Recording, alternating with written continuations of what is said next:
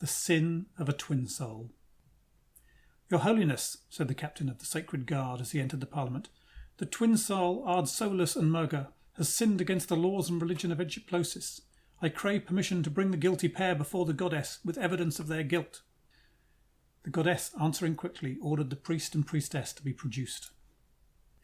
The captain thereupon commanded his wayleals to bring the prisoners into the audience chamber. Shrinking between her guards, the priestess Murga appeared to be bearing in her arms a lovely babe, a rosy duplicate of herself. Following her came the priest Ardsolus, also a prisoner. The priestess was the picture of petite girlish beauty. Her delicate rose complexion was flushed with a feeling of shame, and her handsome hazel eyes, dilated with vexation and sorrow, were filled with tears. Her lover was tall, straight and athletic, with a proud, fine-cut face. The down of manhood was just showing itself on his upper lip. I feel sorry for you both, said the goddess. Did you weary of the joys of Egyptlosis? Ardsolus threw back over his shoulder a falling fold of his white burnous, and, drawing himself proudly up, replied, Yes, your Holiness, our life here is an imprisonment. We have grown weary of its restraint and are eager to return to the outer world with all its cares and freedom.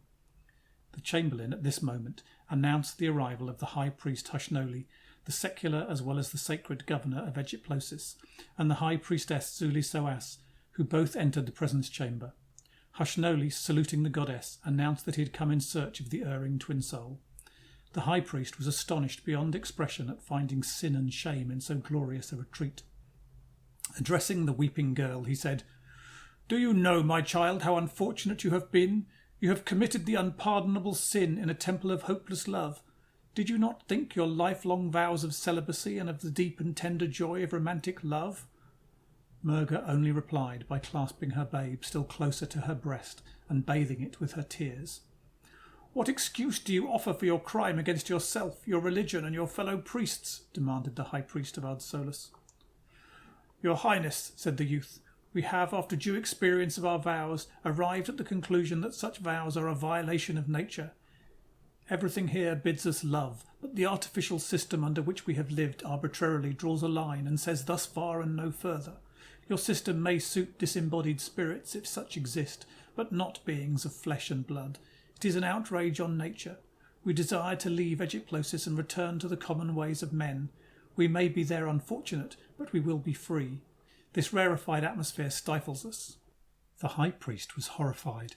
Never before had a twin soul been so sinful, so contumacious. It revealed a state of things too terrible to contemplate. If such conduct became contagious, it meant the ruin of Egyptlosis. I could detect, however, in the sight of the goddess a certain sympathy for the prisoners, which perhaps it would just then be very impolitic for her to reveal. It was clear that beneath all this ideal joy lay a slumbering volcano of passion that only awaited a favourable moment for a fierce outbreak. The laws of this strange faith seemed not to have contemplated that to avoid temptation is the only security of moral strength, and that to seek temptation is to paralyse the moral fibres of the soul. The high priest grew pale with excitement. Are you aware of the enormity of your offence? Said he to the defiant youth. For a moment of sinful delight you destroy your interregnum of 100 years of blessedness, and you, each of you, have delivered a blow at earthly immortality. The success of our religious system is proven by the fact that we have already lengthened the life of our hierophants 100 years, or twice the duration of life in the outer world of Bimbisarol. This is the last of many outbreaks of malfeasance to vows made in deliberation, and a fresh exhibition of treason in the sacred college of souls. I tell you this, said the youth in reply, you are slumbering on the edge of a volcano. There are thousands of twin souls ready to cast off this yoke. They only await a leader to break out in open revolt. Then, sir, we will take care that you are not their leader. We shall suppress you, as we have all similar cases, in the cells of the fortress. Neither Egyptlosis nor Atvatabar will hear of your crime. His Majesty the King will, I have no doubt, acquiesce in the wisdom of such a sentence. The punishment is no greater than the crime, said the high priestess. I despair of Egyptlosis if such crimes become frequent.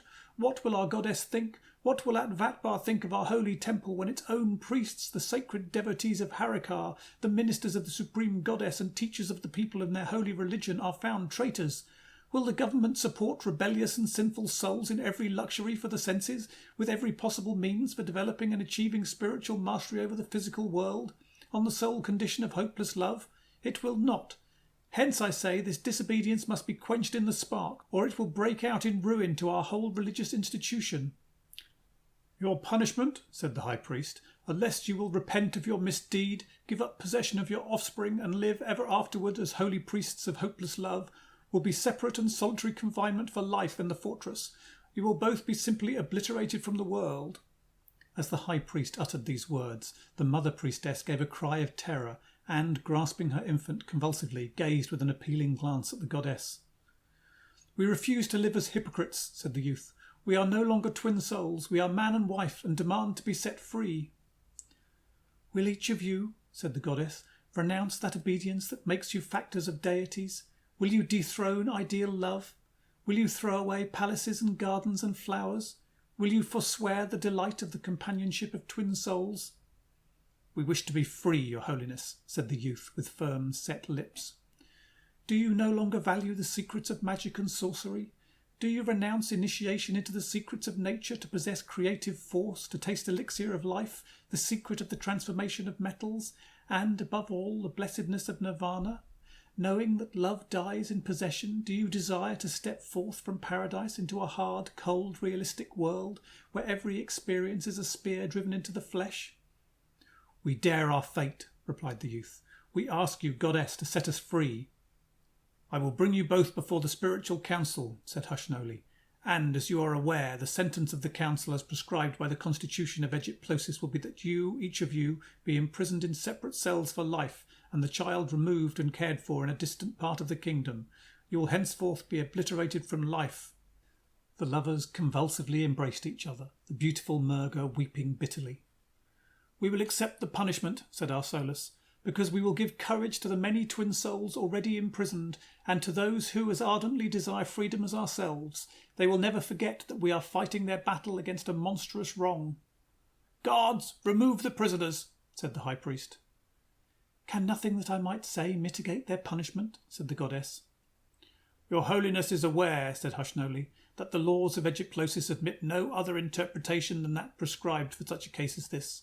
The foundation of the religion of Atvatabar must be preserved at any cost. I urge for mercy, said the goddess, who honoured the prisoners with her tears. End of chapter 32.